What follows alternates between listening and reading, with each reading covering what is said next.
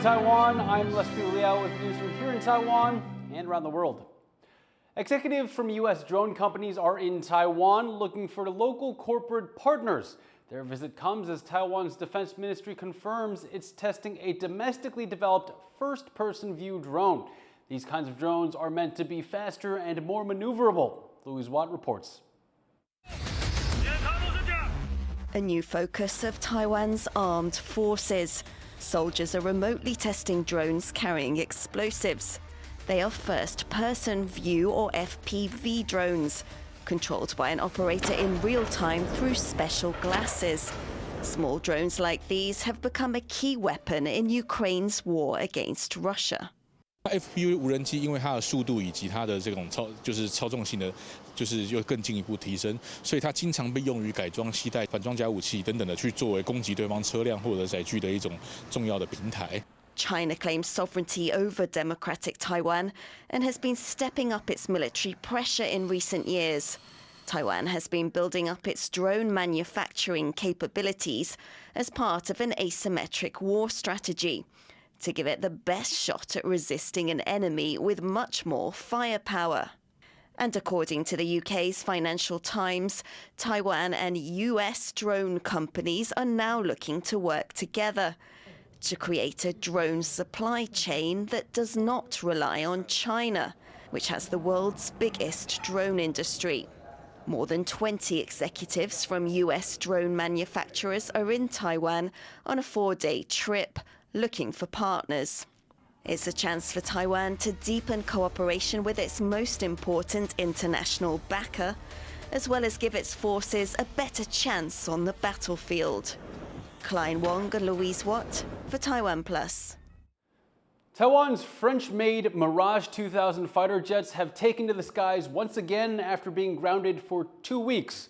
The Air Force grounded its aging Mirage fleet after losing one of the jets at sea due to power failure. The pilot of that aircraft managed to eject successfully and was rescued in the ocean. The Air Force says that it has finished inspecting its fleet of Mirages and that the planes are clear to fly. The Mirage 2000 is one of 4 combat jets Taiwan flies. Almost 500 people have been killed in the deadliest day of attacks in Lebanon in decades, with Israel pounding Hezbollah targets in the country in an extensive bombing campaign. Israel warned civilians in Lebanon to move out of harm's way before explosions rung out. Rosie Greninger reports. Israeli strikes pummel the southern Lebanese coast, with smoke bellowing from the hillside. The relentless barrage came just hours after residents in the area were warned to evacuate. We advise civilians from Lebanese villages located in and next to buildings and areas used by Hezbollah for military purpose, such as those used to store weapons, to immediately move out of harm's way for their own safety.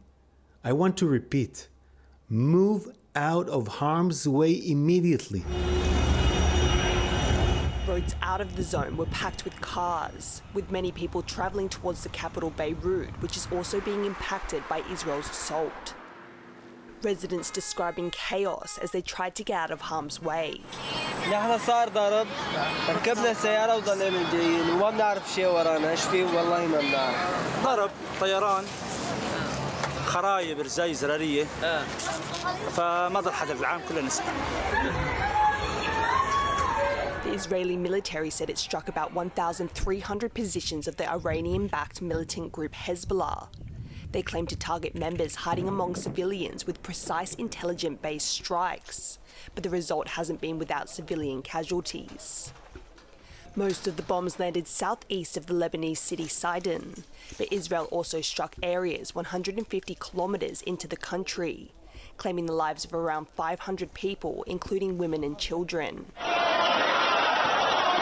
Lebanese officials say it's the country's highest daily death toll from violence since the 1975 to 1990 civil war, and it's expected to rise.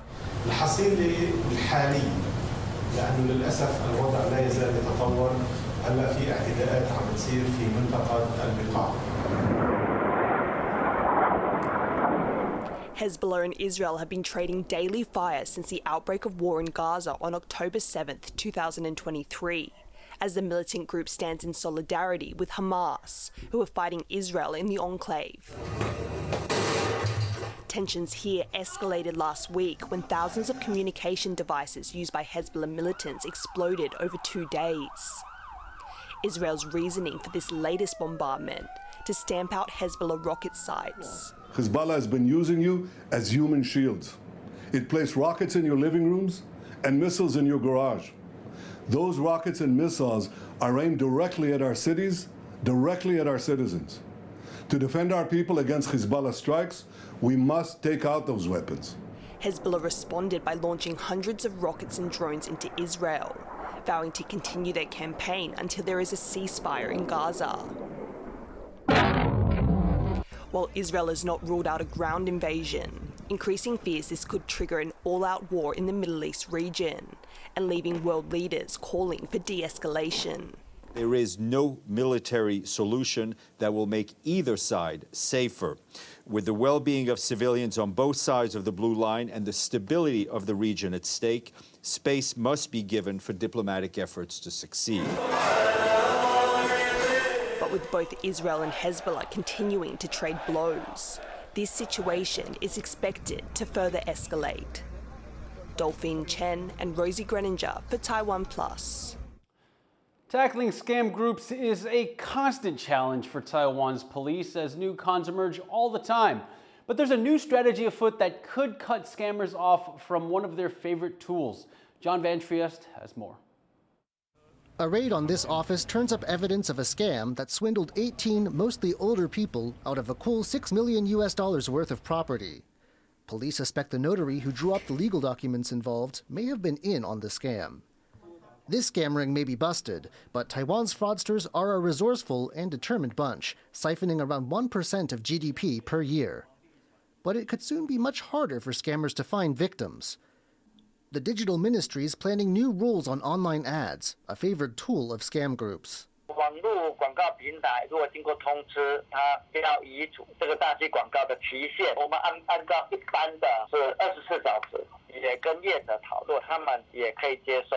People who buy ads will also have to register with their real names, making it easy to track them down.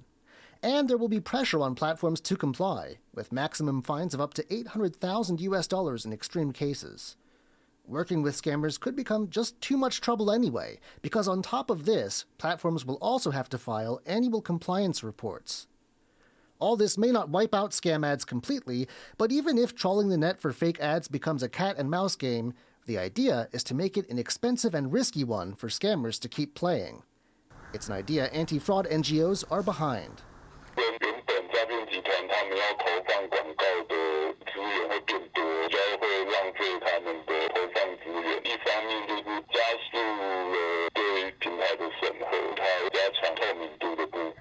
Enforcing the rules may not be easy. Finding scam ads early will be key, and police say there may be other challenges.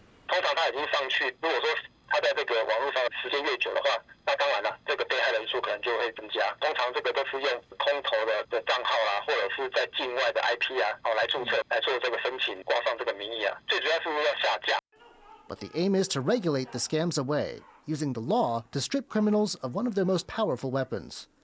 The new rules could be enforced by the end of the year, something the government hopes will make a dent in a national problem. Ryan Wu and John Van Trieste for TaiwanPlus.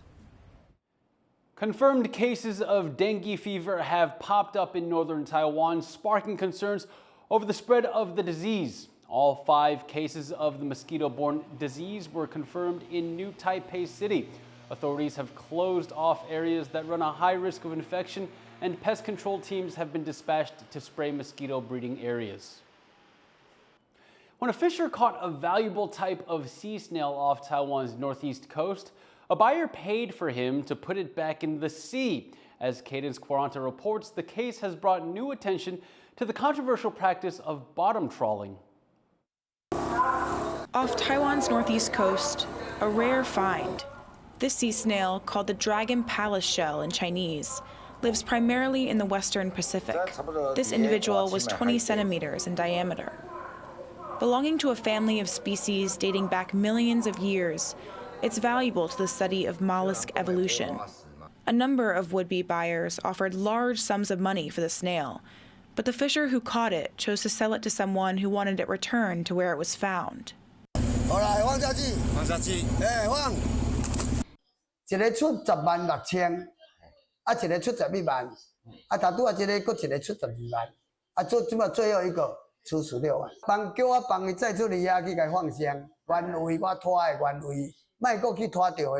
Although the snail is back where it came from, thanks to an unusually generous benefactor, some are concerned about how it was caught in the first place.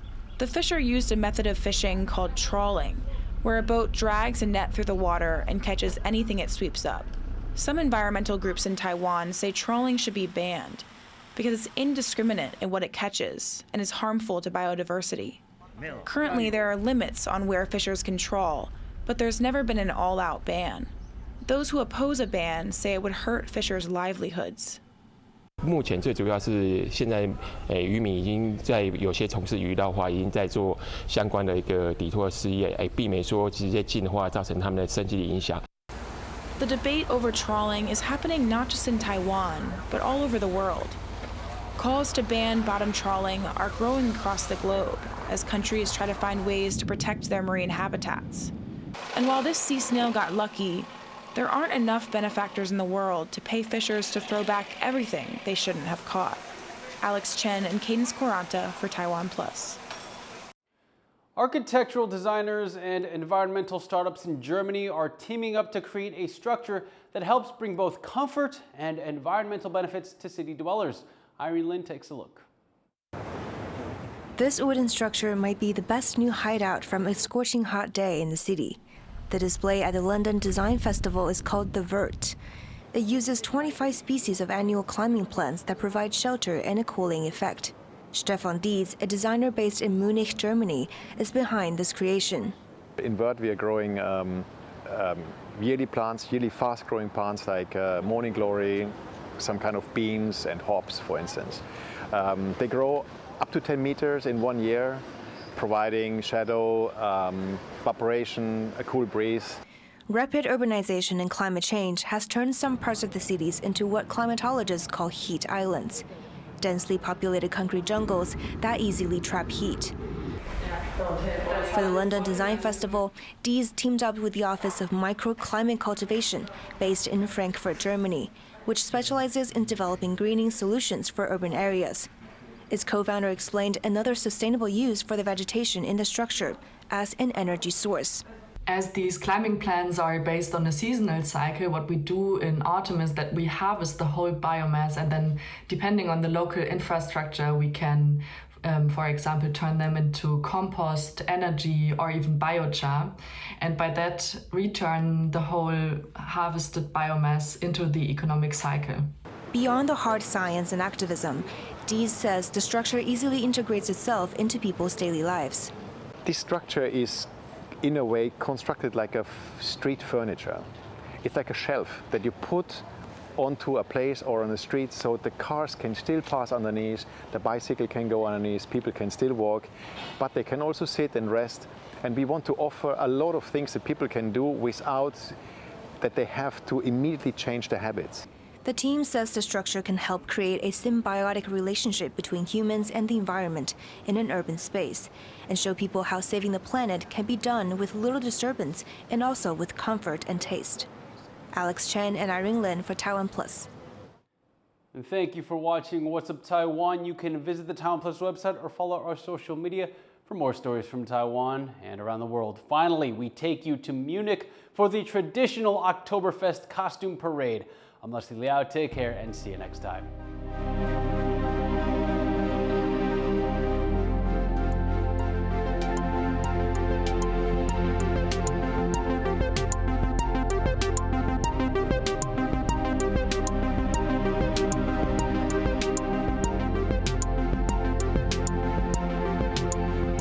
For more stories from here in Honolulu, Hawaii, and around the world, make sure to visit us on social media.